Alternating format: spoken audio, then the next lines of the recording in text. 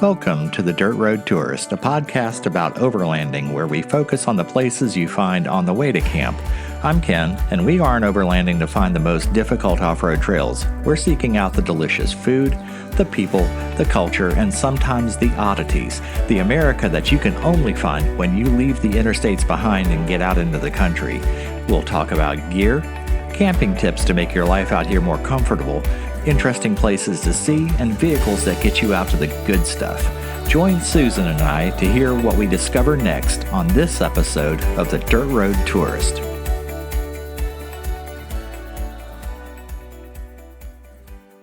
Welcome back to Dirt Road Tourist, episode number 3. It's good to have you here.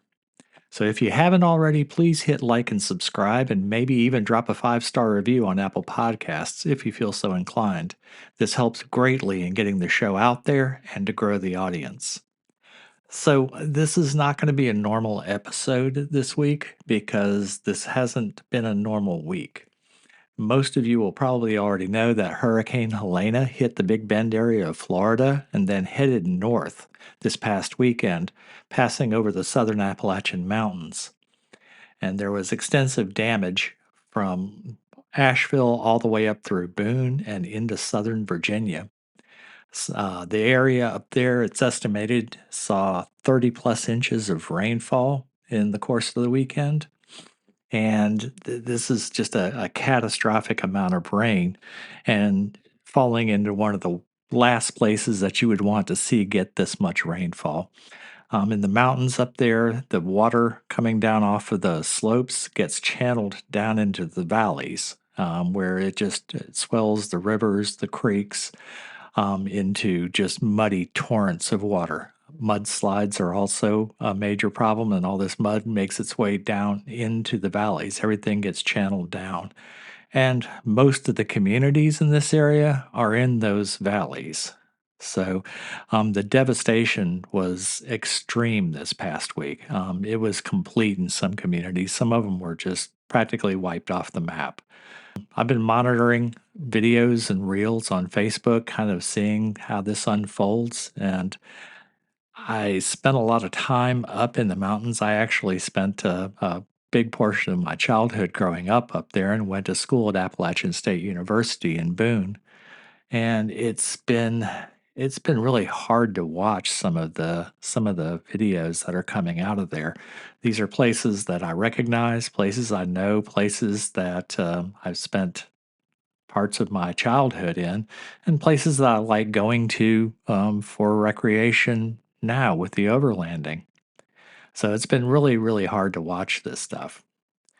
Given the isolation on some of these communities and the extreme number of roads that have just been cut off, washed out, completely obliterated, it's life as normal for a lot of these people is going to be a long way off. It's going to be a long road to recovery for many of these places and many of these people.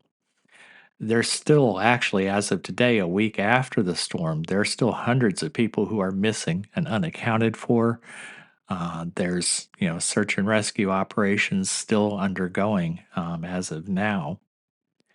And there's over 650 road closures reported on the NCDOT website as of today. I actually checked today. And some of these roads are going to take a long time to actually build back.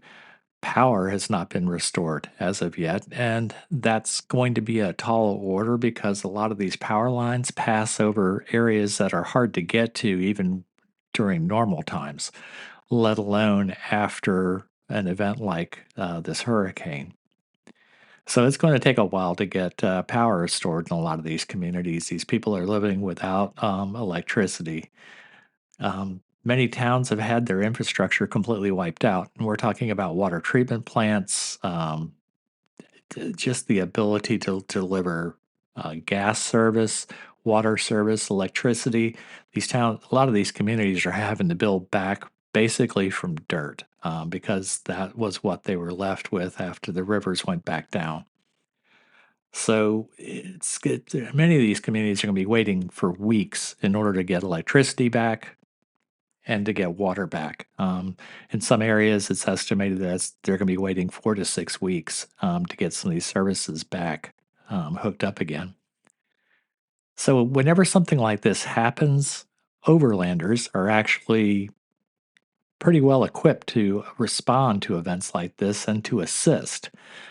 Because it's a community of people who have many of whom have built out rigs. They have recovery gear on these 4-wheel drive vehicles. They have shelter built onto the vehicle. They come with off-grid electrical systems that they have built into them, and extra water storage. These things are designed to go out into the woods and be able to live out there. So a lot of these rigs are well suited to help out in events like this. And overlanders have responded. There's been a number of overlanding groups on Facebook that I follow who have been on the ground up there assisting with doing wellness checks and delivering food and supplies throughout the region. One group is called the Venture Unknown Foundation. They've been on the ground since day one, and they've been doing wellness checks, food and supplies. They've been coordinating people, volunteers, and coordinating deliveries out to some of these harder to reach areas. They've set up drop off locations, warehousing, all kinds of stuff. So they're doing an amazing. It's been a large scale job for this particular group to do, but they've been doing great work up there. Another group that's been extremely active up in the mountains up there is the Cajun Navy. Cajun Navy was actually set up after Katrina or during Katrina as a response for that in New Orleans. But they have a network of pilots within their organization, and they've been using planes and helicopters to airlift in supplies, and they've been performing airdrops into some areas that are just not accessible from the ground. Samaritan's Purse, they're on the ground up there. They're actually based out of Boone, North Carolina. So this is a disaster that hits home for Samaritan's Purse.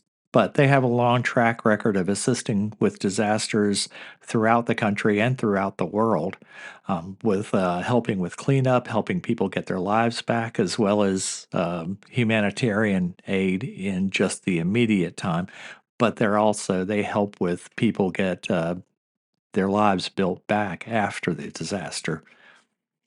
The North Carolina Community Foundation Disaster Relief Fund is also providing humanitarian aid, and they assist with long term recovery as well.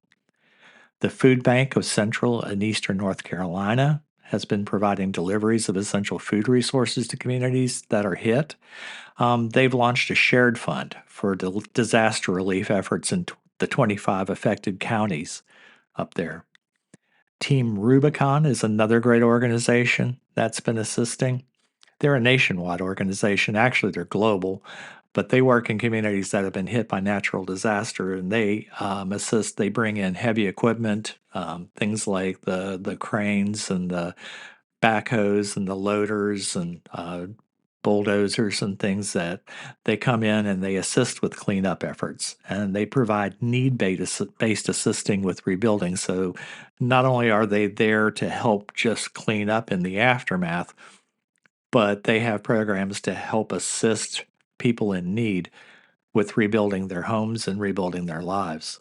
And they are committed to helping communities build back more resilient after the disaster than ever. Another group that's got a really tall order ahead of it that I do want to mention on this as well is the Appalachian Trail Conservancy. The Appalachian Trail runs right through the heart of these areas that were most impacted by this storm. And there's going to be a ton of long term recovery efforts needed to reopen and preserve the Appalachian Trail. And the Appalachian Trail is a national treasure. This organization is going to need a major surge of donations for the work that lies ahead of it. And this is going to be something that's near and dear to my heart. I spent a lot of time doing in college doing sectionals on the Appalachian Trail, and there's some of the most special parts of the entire trail system are in these affected areas in North Carolina and Tennessee. So, helping out a group like the Appalachian Trail Conservancy is going to go a long way towards making sure that this trail is open for generations to come. So if you're wanting to know how to find these organizations, I'm going to be putting links for all of them in the show notes for anyone interested in donating or volunteering. So at this point, I want to put out prayers for those who have been affected by this disaster. I'd like to offer heartfelt thanks for all of those who are answering the call for help. I wish for strength for those who have lost so much up there and determination to build back even better. So, thank you for joining me this week for this episode. And again, if you haven't already, hit like and subscribe and offer some reviews if you want to offer a 5-star review that helps me get out to people. And we'll be back next week with another episode. Until then, have a great week and go see something amazing.